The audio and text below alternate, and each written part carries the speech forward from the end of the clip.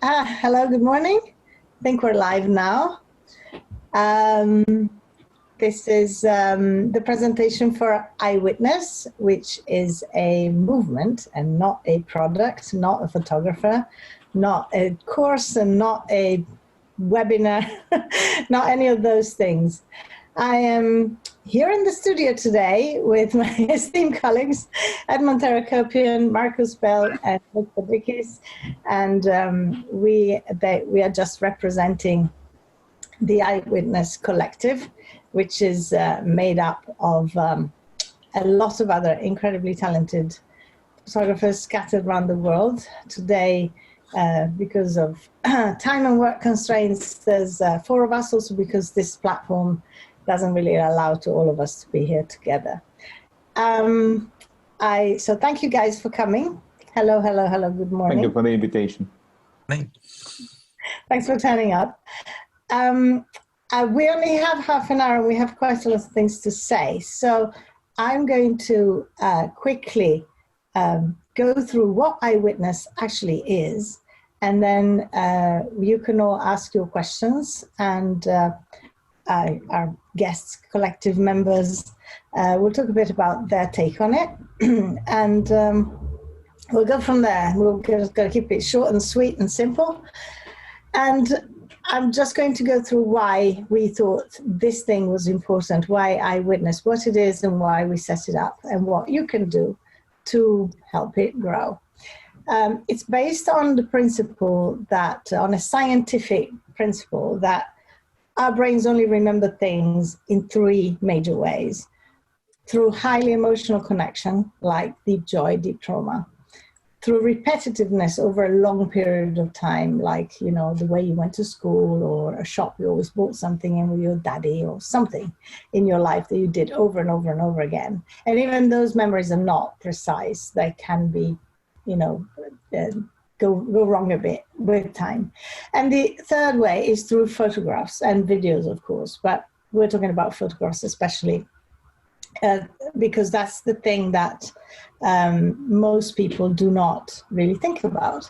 So when one of these ways isn't available, the memory will fade and eventually will get archived. We will actually delete it from our consciousness. They say we never forget everything, but it gets archived in the back of our brain somewhere, maybe, but we don't have access to it anymore. So we only remember our lives through one of these anchors. We will remember something bad that happened to us. We will remember something amazing that happened to us, our wedding day, or a major birthday, or a party that was particularly memorable, or some bad stuff that, you know, we never forget those days and those things. So, but, you know, everything else just tends to be forgotten. And because we forget it, we have no awareness that we've forgotten it. So it's a, you know, it's a catch-22 there. So unfortunately, when photos are simply digital files, they are hardly ever looked at. When we have our photos taken and they're at the bottom of our computers and the bottom of our phones, we don't look at them, they get deleted, they get corrupted. These files are not designed to last for decades or lifetimes. So we may save them on a cloud service, we may save them on a hard drive, but they're far away, they're forgotten, and hard drives fail. And so if we don't print them, it's very unlikely that we'll ever see them again. We're all affected by this because our memories work the same way, however age we are. But of course, the most vulnerable and the most impacted are younger generations right now. Millennials, X-Gens, and every child born this century already have huge gaps in their memory because they have so few printed photos, and some children have 0 printed photos in their house. They don't have photos of themselves, and they don't have any idea of who they were and what they were like. And this is a really terrifying thought. So since a life lived and not remembered is, you know, what kind of life is that?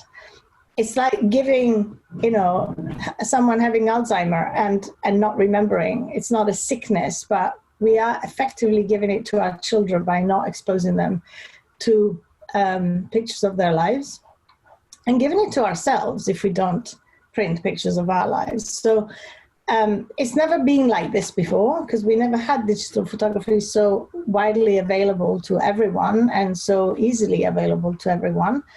And everyone's just gone off into a picture is a picture on your phone, and a file is a picture, but it's not. And this is a bit like climate change. We are at a tipping point where this trend has to be reversed before it's too late. There's a really urgent need to reassert the value of real photographs.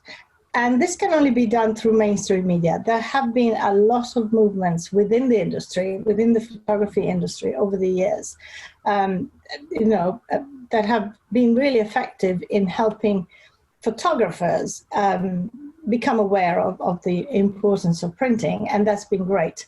But it has kind of always stayed within our industry boundaries. It has not gone out into mainstream media, into mainstream communication. So the need to reverse the belief that files inside a phone are photos, and help people understand that the value of a printed photo is actually to preserve actual memories in the brain. It's not just like all those cliches on photography websites. We'll say, preserve your memories. Yes, it's true, but actually it's not a cliche, it's a real thing. So starting from the basic principle that our children deserve to remember their lives, and we do as well, I think as photographers, because it was, us who have been giving out digital files, and it's a bit of our responsibility as well in the past 20 years. So if we don't do this now, nobody's going to do it for us. I think it's our responsibility also to take action and reverse this trend. So we know that, flickering through social media pictures, they're vulnerable, they're transient. A few people are really working hard about this, but through a bigger movement and through a mainstream oriented movement, we can have more of an impact on society at large. So we want to support, Eyewitness wants to support all photographers and make their work easier and more impactful by spreading this conversation into society. And we can help photographers take this into their own local media outlets, radio stations, magazines, newspapers, TV, whatever connections they have on a local level, or they can make on a local level, and give them the tools that they need to bring this forward. And we can all make connections in the media. And we can provide materials ready for publication, broadcasting, give ideas about events that can be organized. And of course, this year, that is a challenge because we don't know when events will happen again. But we can help, anyway, talk about this in the media, even before we can actually make exhibitions and things like that. And as well as collecting stories and testimonies. So we will have a place on the website with stories from everybody, not just photographers, but everybody coming in and contributing their story to this movement. So I think I've said enough. If I've forgotten anything, let me know, and I will let one of you speak now. I mean, to follow on from what Fabrizia was saying, I've got two nephews who are now 9 and 8 years old. And obviously I'd photographed them literally from birth up until now. And at my mother's house, we have several large prints printed up and hung on the wall. And probably from the age of 3, they were fascinated every time they came to their grandmother's house, as they would look up and look at these pictures, all the way through to now. So this sort of seeing a print, being reminded of events and things sort of going back through their own personal histories has made a big difference for them. And these are children, and I think it's very important to keep our own family histories going, and there's various sides to Eyewitness. One of them is our personal histories, is our societal sort of way of living, and of course there's sort of professional aspects to it as well. And one of the things Fabrizia mentioned earlier about images being on hard drives and hard drives being corrupted and backups not working and so on is all absolutely, you know, a sort of fact of modern day digital photography. But the other sad aspect of it is that whilst we might be very clued up on what we're doing with Lightroom and drives and this and that, you know, when the time comes that we pass on, whoever inherits this stuff may not know what they're doing. And of course, you know, printed photographs are tactile, are there, they're real, they're not virtual. You don't need any skill to sort of pick them up and look at them. Whereas, you know, finding something in Lightroom and not knowing how to export it and what do I do with it and where is it, and there's hundreds of thousands of pictures, means that these images sort of get lost. And this is just on the personal side. Of course, on a professional side, there's pictures that are of importance from a time in, you know, in history, especially in sort of maybe photojournalistic work or people and their own personal things, weddings and so on. So there's various aspects to this. And just before I hand over to one of my talented colleagues, I read on one of our professional Facebook groups, photography Facebook groups, of a younger photographer who just had one of his pictures printed. And he was so stunned by that whole concept of looking at a print. And he'd sort of, you know, he was so overwhelmed by it that he took to Facebook to share this amongst photojournalist colleagues, to say he's definitely going to be printing a lot more, just purely because photographers, especially younger photographers, are so sort of detached from a tactile, actual print. You know, people like me, we grew up in darkrooms. I started shooting in black and white film and black and white darkrooms when I started my career in news photography at the local newspaper. So it's really great to see the impact it has on younger photographers when they actually see their work in print. So this is kind of what we're about. We want to preserve personal histories, but we want to also preserve histories and important moments in society as we move on. Absolutely. Also because, I just say, prints that were made 30, 40 years ago and that we have in our drawers, you know, they've all gone funny pink and different colors, and they've all gone. The technology that has evolved in printing in the past 20 years is outstanding. And a really good print is better than any screen you can have anywhere. So, you know, even our monitors are not as good as a really good fine art print. So that is, you know, people don't know this, you know, the actual amazingness of a good print, you know, and even any normal print now is better than any print that was done 30 years ago. So the quality is fantastic, and it's really worth promoting this. Anyway, someone else talk. I took it off. The wonderful thing about like Eyewitness is really about community. You know, ever since getting into photography and professionalism, and or even just when I was a keen amateur and joining the local, you know, Australian organisation, it was about a place where I could learn from others and share my stories, but more, you know, I was learning from what everyone else was experiencing. And I think that's where, you know, the community of Eyewitness is all about, like Edmund was just explaining about, you know, his personal experiences.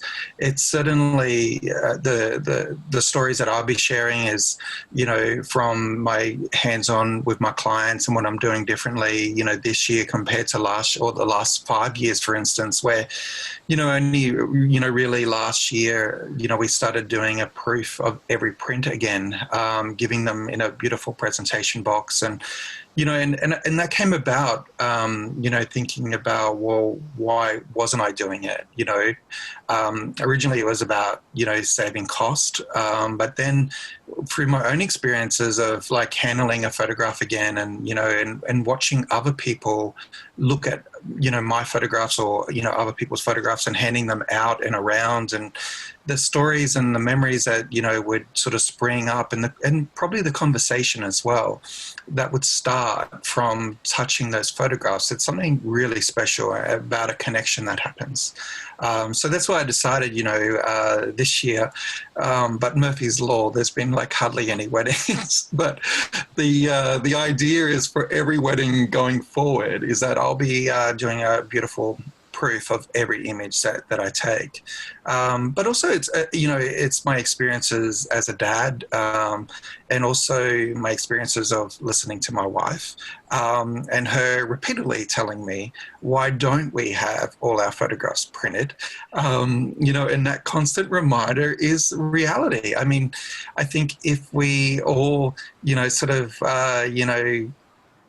thought about our own situations, and, you know, as photographers, you know, if you're a professional or an amateur, I mean, how many prints do you have of the last, you know, 3 months or a week, or even in the last year that you've had a print, you know, from that experience. So I'm constantly reminded from that side of things, and, you know, just, you know the importance, you know, of really great photography. I, you know, have, you know, beautiful images that are hanging on my wall that I get to enjoy, you know, every day. And then through that experience, I actually get to share that with my clients, and sell that idea and that dream to them. And in turn becomes quite special as far as, you know, from a business side of things. So there'll be the things that, you know, I'll be sharing, and other, you know, photographers, part of Eyewitness, that I think is going to be so wonderful about this community that's being established at the moment.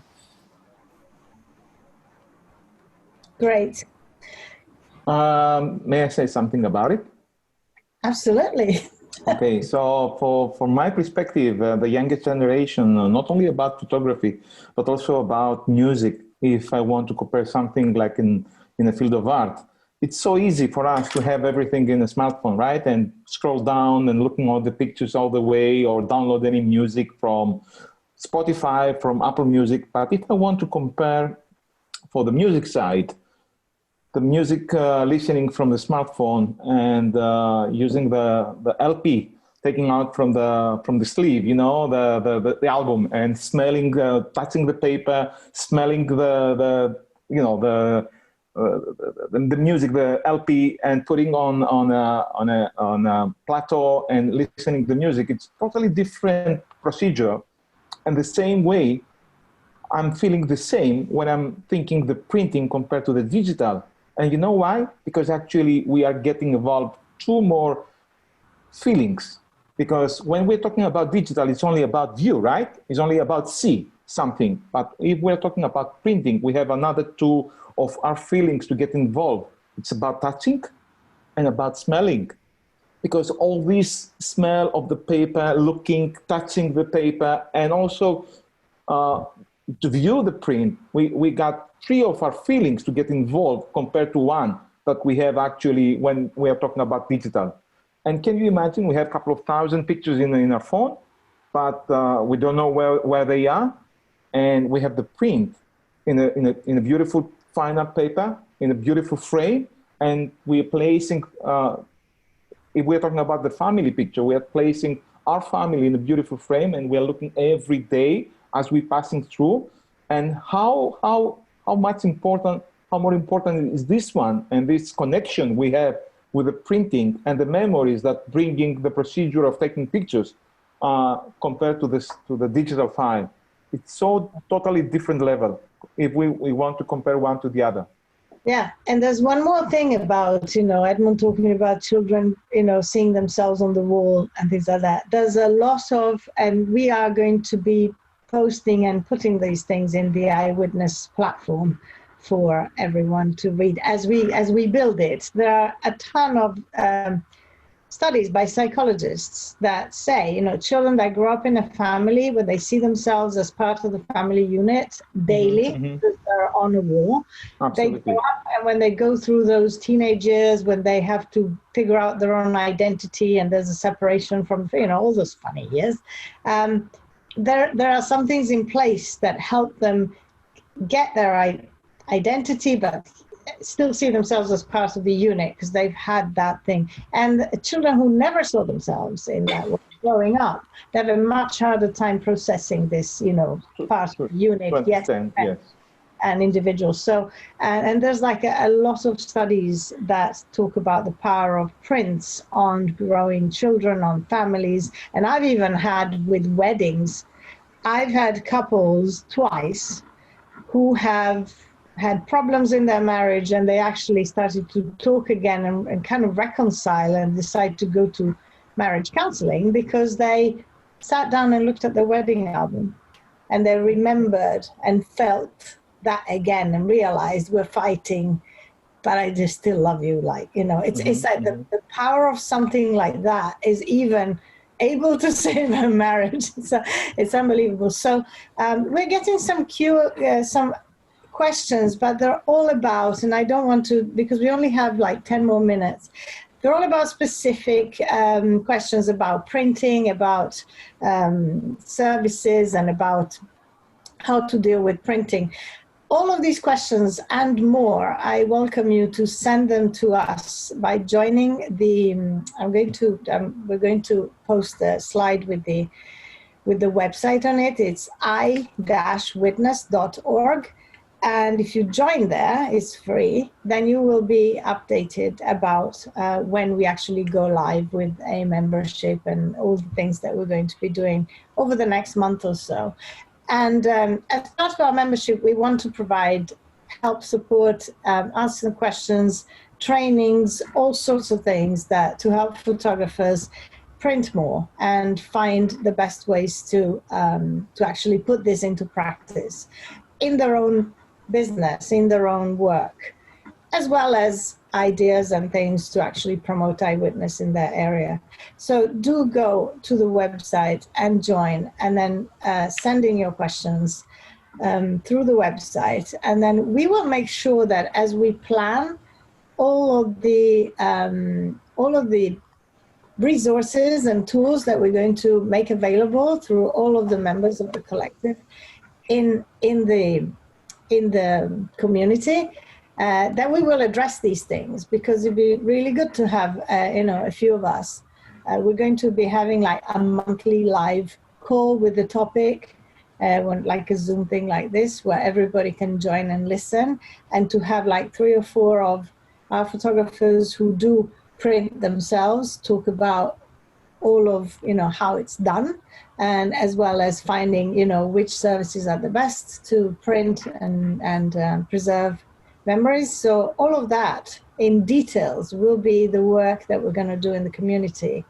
And I think it's going to be some absolutely. I mean, amongst the members of the group, amongst the sort of the collective, we've amassed a very large breadth of experience and information, and we've all got our own tips and tricks and favorite labs and favorite papers and inks and printers and so on.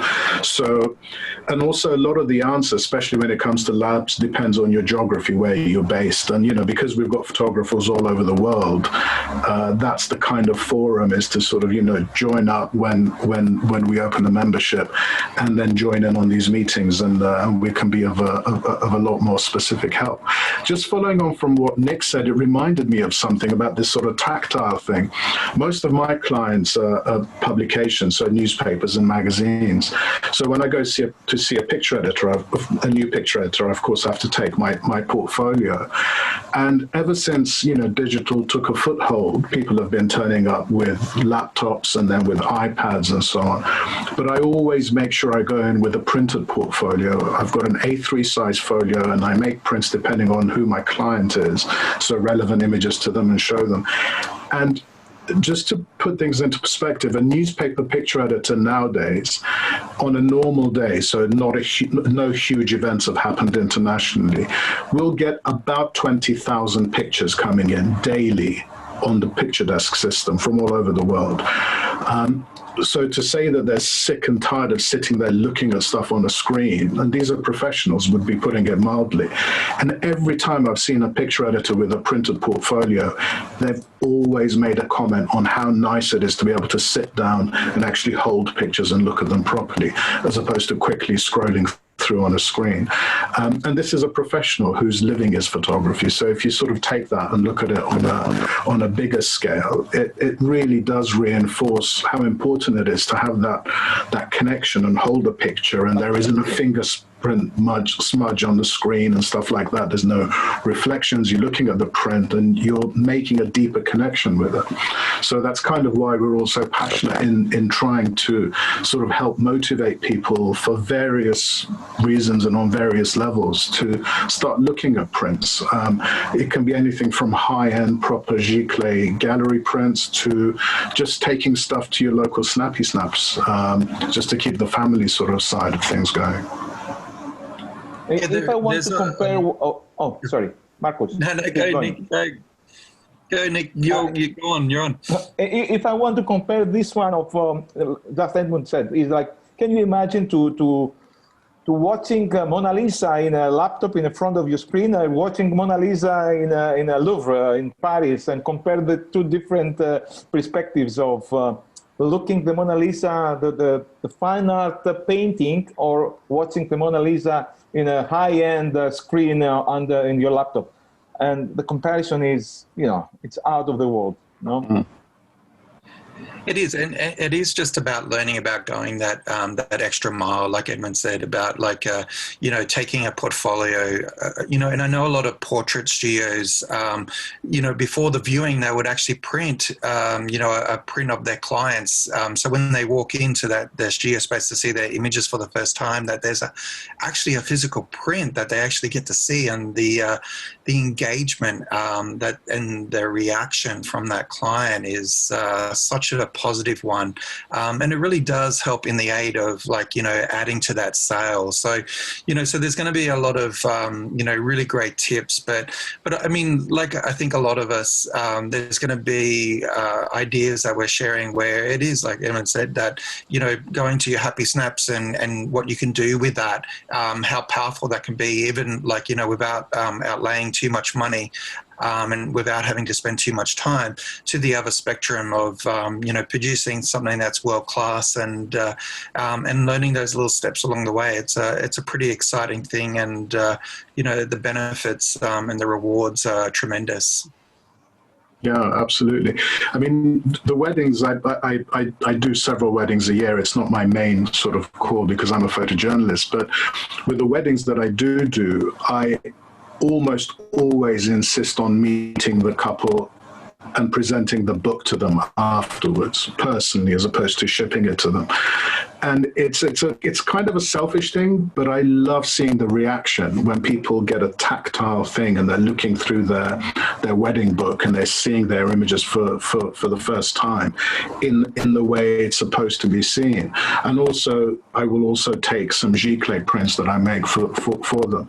And it always has the most powerful effect, and it makes me feel so warm and fuzzy inside, seeing the effect of powerful, good personal photography, but also in a form that's real, because everyone's so used to sort of iPhones and scrolling and swiping, and they kind of, although they see pictures, and we're seeing, there's more pictures taken nowadays than ever, but there's fewer photographs that are looked at, purely because we're just inundated with all this digital garbage.